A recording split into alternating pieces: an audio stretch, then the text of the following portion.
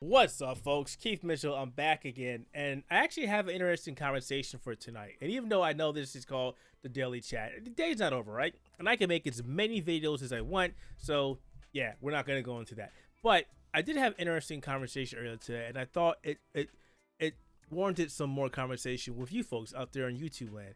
And we will talk about this more on Spectator Mode Podcast when we recorded this Saturday at 8:30, unless something weird happens or we're on lockdown or quarantined by the government. So I'm sure many of you already know about the Xbox Series X. It got a full specs released today. We got to see the actual console. We saw a bunch of videos and a bunch of articles floating around the internet. And the question is now, what exactly is the Xbox Series X going to do for PC gaming? Now, every time we get a new console, there's always the speculation that this console or the next console or the one after that, it's going to kill PC gaming. I mean, at this point, PC gaming might as well be a cat. As many times as some system has killed it off, and yet it comes right back, it resurges, and we're right back in the thick of things. But, man, my nose keeps tickling. But this time, I think we're seeing a paramount here, a really big change here, because the power from the, at least that we know of, the Xbox Series X is able to narrow that gap between PC gaming and consoles. I mean, to the point where there may not even be a gap.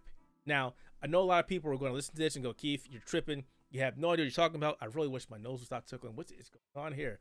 But hear me out, because I'm a big PC gamer. You all know that. My question was, what can console gaming, what can the new Xbox Series X and PlayStation 5 do for PC gaming? I'm not talking about power levels. I'm not talking about who's got the bigger spec sheet here. I'm not talking about whose video card can run ray tracing. I'm not talking about any of that, because we'll be here all day. And this is a short bite-sized thing. We'll talk about it on the podcast. What can it do for PC gaming? And I think this will do wonders for PC gaming. Now, think about that. Right now, PlayStation 4, PlayStation 4 Pro, Xbox One X, Xbox One, we have games that are being developed for those consoles. Now, to put it in perspective, a medium-range PC, high-range PC versus those consoles, the PC puts those consoles to shame. They have a better, specs, they have more power, but the developers always develop those games for those consoles. Therefore, there's a lot of power on the PC that is untapped. So your RTX 2080 Ti cards are not getting the workout that they so desperately need. Your 24 core Ryzen isn't getting the workout that it desperately needs. Your Intel 9900K, whatever. You get my point.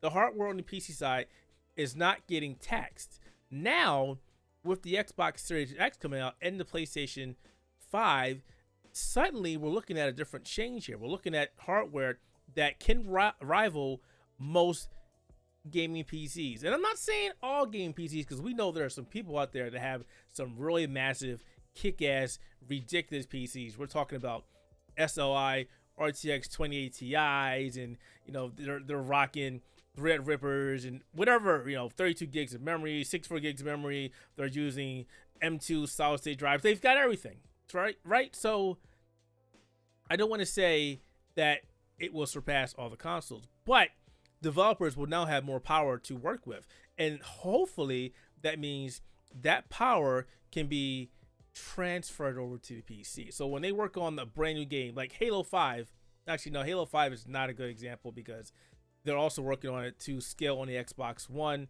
Xbox One X, and also the Xbox Series X.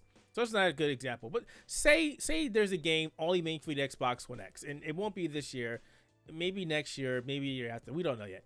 But say there's a game that is made just like that, and it gets ported to the PC. Well, hopefully, because the new systems have closer PC specs, or more recent PC specs, I should say, we should see the PC benefit from that. I mean, we should.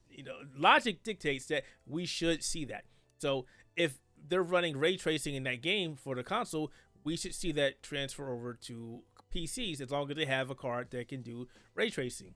So we're not talking about the GTX 1080 Ti's, which still is a phenomenal card, but we've already seen it can't do ray tracing to save its life. It was not made to do so. Software enabled it, and it ran like crap. So we're not going to talk about that. But your RTX 2080 Ti's, your RTX 2060s, 2070s, your upcoming AMD cards that will have ray tracing support, those cards will be able to push whatever power we're getting from the new consoles. I mean, hopefully that's the whole point. Both the PlayStation 5 and Xbox Series X, I almost said Xbox One X, Xbox Series X will have AMD hardware. So we should see PCs benefit from that. So what would a console do for the PCs? What would they do against the PCs? Will PCs benefit from these updated consoles? Hell yes. I definitely think that that is a thing.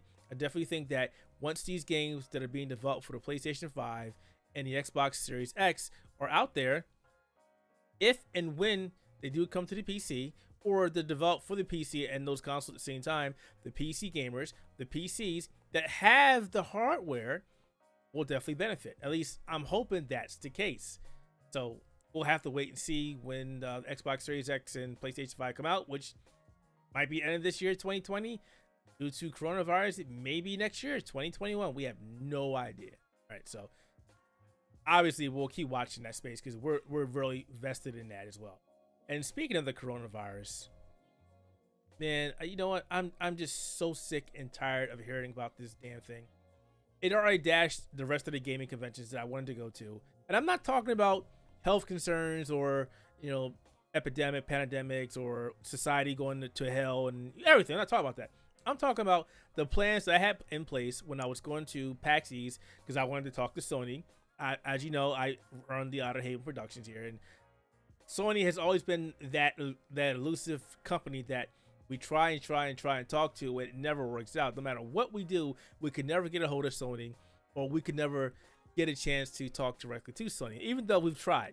So I was going into PAX East like Sony's going to be there. I'm going to talk to every one of those PR people as soon as I see them and tell them about how great we are and tell them about the plans we have and that we want to work with them, and it didn't happen. So I was like, damn, maybe I'll have a chance to go to E3 and talk to them, even though everybody's like, E3 is going to get canceled, Keith. And I'm like, it may not. Who knows, right? Fast forward, E3 gets canceled. GDC is canceled. Everything that I could have gone to this year has been canceled because of the coronavirus. So if you run a company, if you're running outlets like this, and we're a small outlet, I mean, we're not an IGN, we're not a Kotaku, we're small, we're passionate about what we do, and sometimes we just want a break. Sometimes we want to know that a big company realizes that we're out there and recognizes what we do, and they're willing to take a chance. But when you can't open up the lines of communication with that company, the only thing you can do is actually meet that company face to face. Obviously, I live in Delaware. I'm not going to fly all the way out to California to go talk to Sony, or I think they're in California, maybe incorrect. But going to E3 or talking to them at PAX East would have been great. I'm like, hey, this is Keith. This is what we represent. We've been trying to talk to you guys for 10 years. What the hell is going on? Anyway, we can show you some cool stuff. We can show you what we've done. We can show you what's coming up.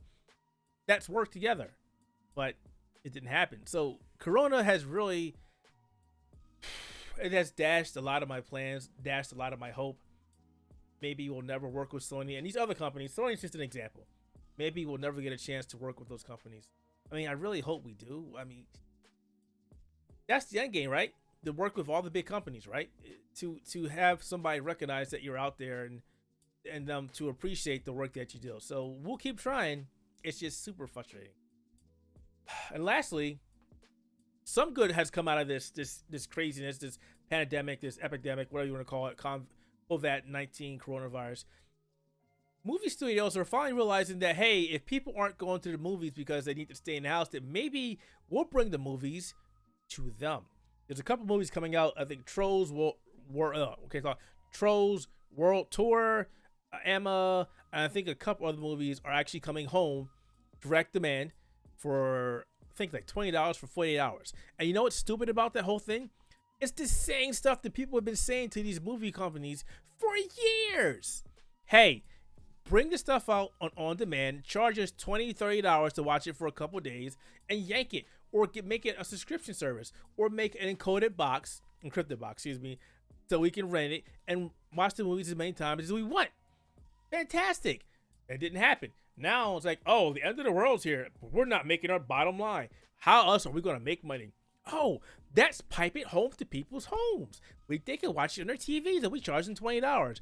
Meanwhile, the rest of the community is like, we said this shit to you 4 years ago. Where the hell have you been? Better late than never, I suppose. But the question is going to be, are we going to see the other movies? Because Fast and Furious 9 got delayed. The new James Bond got delayed. I'm pretty sure Mulan got delayed. I mean, there's a crap ton of movies that got delayed or will be delayed. So it would only make sense to let us see those movies at home. I mean, if we're being quarantined and we can't go anywhere and you can't get food, because the normal movie tradition is you go get some grub, you go watch the movie, or you watch the movie, and then after the movie's done, you go get some grub.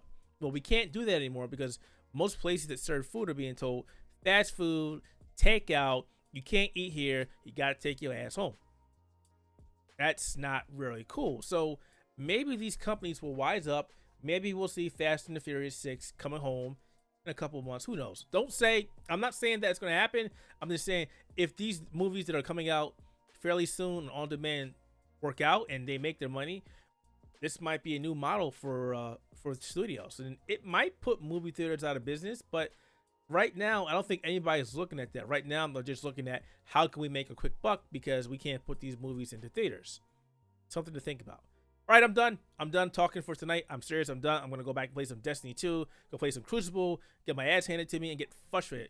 But as always, you can check out our content here on YouTube.com, also on Spotify.com, AudioBoom.com, Apple iTunes. By the way, if you do go to Apple iTunes, be sure to rate our stuff. It really helps us because that place is massive. If we're at the bottom and we want to be at the top, so definitely rate us. Google Podcasts and Stitcher, pretty much anywhere podcasts are, and of course our video content here on YouTube. We may branch out to Twitch. We're not exactly sure just yet. And of course, this is my daily chat where I just talk about stuff that just pops into my mind anytime I want. All right, thank you for watching. This is Keith Mitchell again, and be safe out there, folks, and go play some games. Oh yeah, Doom Eternal is this Friday. Resident Evil 3 Remake demo is this Thursday. Play those games. No, seriously, go play them. You got nothing else to do. You're stuck in a damn house. I'll talk to you guys later. See ya.